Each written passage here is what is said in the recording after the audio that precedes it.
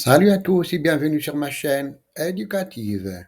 Dans cette vidéo, je vous propose une expression écrite inspirée de le dernier jour d'un condamné pour vous aider à mieux comprendre l'œuvre et à réussir vos devoirs. Restez avec moi jusqu'à la fin pour découvrir des conseils précieux et des exemples concrets. Niveau baccalauréat, examen de français, production écrite, chapitre 24 plus le chapitre 25, durant le dernier jour d'un condamné. Je répète, la production écrite pour le chapitre 24, la chapitre 24 et 25. Production écrite, je lis le sujet. Le narrateur exprime un sentiment de déshumanisation à travers la manière dont on le traite et le lieu où il est enfermé.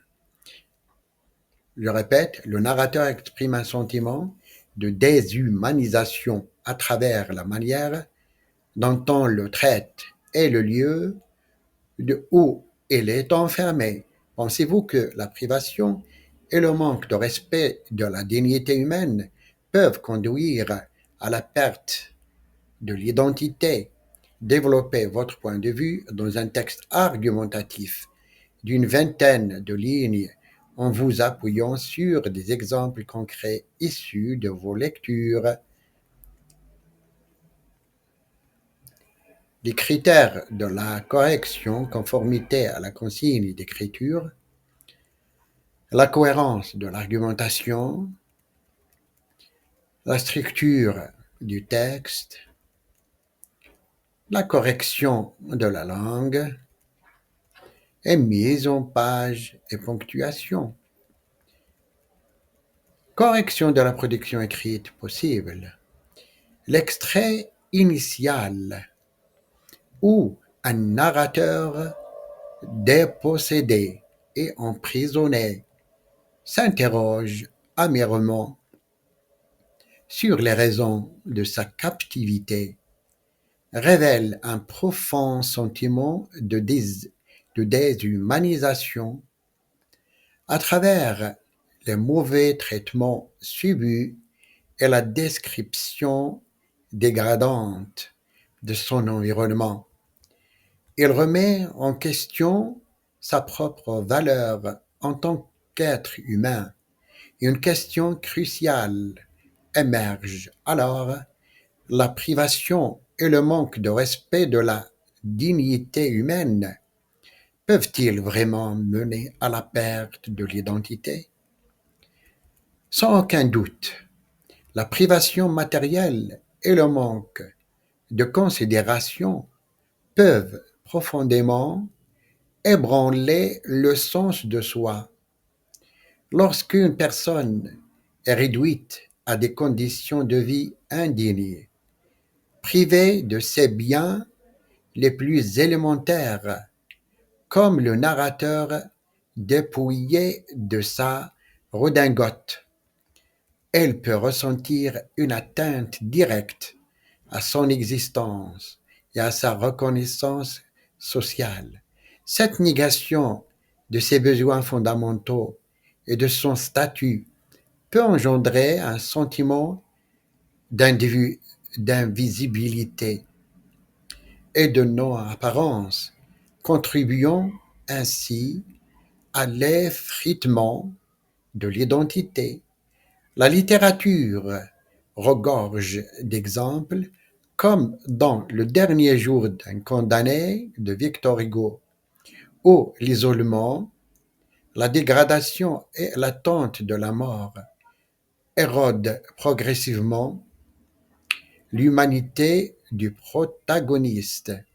De plus, le manque de respect de la dignité humaine attaque directement l'intégrité psychologique et morale. Être traité comme un objet, nié dans sa parole et ses sentiments peut conduire à une intériorisation de ce jugement négatif. Le narrateur, qui ironise sur la peur qu'il ne s'étouffe avec un matelas, montre une conscience aiguë de son statut de paria, ou même ses actes désespérés sont anticipés avec froideur. Cette absence d'empathie et de reconnaissance de son humanité peut entraîner une perte de l'estime de soi et un doute sur sa propre identité. On peut penser à Antigone dans la pièce de John Will, confrontée à la loi inflexible de Créon qui nie ses valeurs et son droit d'honneur et son droit d'honorer son frère. Bien que son identité forte se maintienne dans sa rébellion pour d'autres, une oppression constante pourrait mener à une aliénation de soi. En conclusion, la privation et le manque de respect de la dignité humaine constituent des forces puissantes d'érosion identitaire en niant les besoins fondamentaux et en dévalorisant l'individu. Ces traitements peuvent conduire à un sentiment de déracinement et à une perte de progression et à une perte progressive du sens de soi.